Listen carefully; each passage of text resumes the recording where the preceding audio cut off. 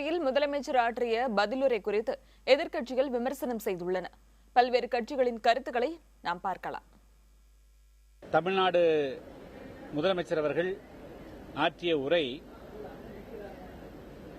இது தேர்தலுக்கான பிரச்சார அதிமுகவினுடைய உரையாகத்தான் இருந்ததே தவிர இன்று தமிழகத்தில் நிலவக்கூடிய எந்தவிதமான பிரச்சனைகளையும்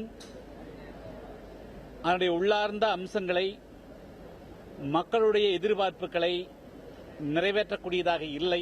மார்க்சிஸ்ட் கம்யூனிஸ்ட் கட்சியின் சார்பில் நாங்கள் எழுப்பிய அல்லது மற்ற கட்சி உறுப்பினர்கள் எழுப்பிய எந்த ஒரு பிரச்சனைக்கும் அவருடைய பதிலுரையிலே பதிலே இல்லை என்பதை நாங்கள் அழுத்தமாக சுட்டிக்காட்ட விரும்புகிறோம். இந்த எதிர்க்கட்சிகளை சார்ந்த நாங்கள் பல்வேறு பிரச்சனைகளை அங்கு எடுத்து வைத்தோம்.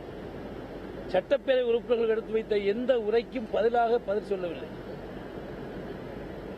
தமிழகத்தில் 4.25 ஆண்டுகள் ஆட்சி நடைபெற்றிருக்கிறது. 2017 மாண்புமிகு முதல்வர் தேர்தல் அறிக்கையிலே பல்வேறு அறிக்கைகளை சொன்னார்.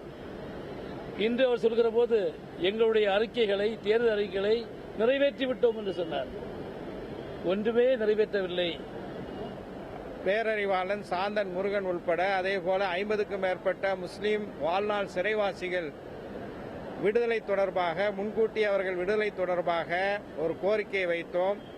அது குறித்து முதலமைச்சர் அவர்களுடைய பதிலுரையில் எதுவும் இல்லை. அதுபோன்று பூரண மதுவிலக்கு வேண்டும் என்ற ஒரு கோரிக்கை ஒட்டுமொத்த பெரும்பாலான தமிழக மக்களுடைய கோரிக்கையாக இருக்கின்றது. அது குறித்தும் ஏதாவது அறிவிப்பு வரும் என்று எதிர்பார்த்தோம்.